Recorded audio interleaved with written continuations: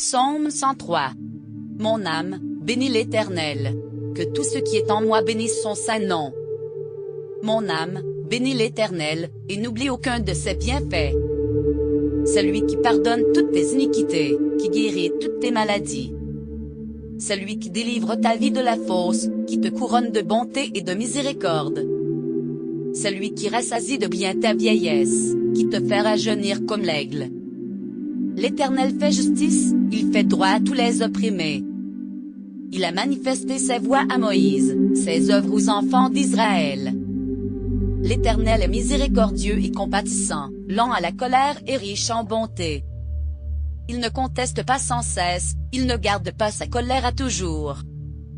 Il ne nous traite pas selon nos péchés, il ne nous punit pas selon nos iniquités. Mais autant les cieux sont élevés au-dessus de la terre, autant sa bonté est grande pour ceux qui le craignent. Autant l'Orient est éloigné de l'Occident, autant il éloigne de nous nos transgressions.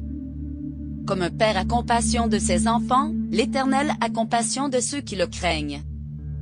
Car il sait de quoi nous sommes formés, il se souvient que nous sommes poussière. L'homme. Ses jours sont comme l'herbe, il fleurit comme la fleur des champs. Lorsqu'un vent passe sur elle, elle n'est plus, et le lieu qu'elle occupait ne la reconnaît plus. Mais la bonté de l'Éternel dure à jamais pour ceux qui le craignent, et sa miséricorde pour les enfants de leurs enfants. Pour ceux qui gardent son alliance, et se souviennent de ses commandements afin de les accomplir. L'Éternel a établi son trône dans les cieux, et son règne domine sur toutes choses.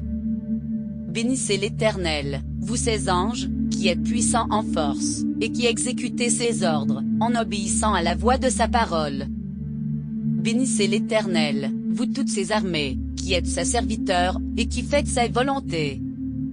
Bénissez l'Éternel, vous toutes ses œuvres, dans tous les lieux de sa domination.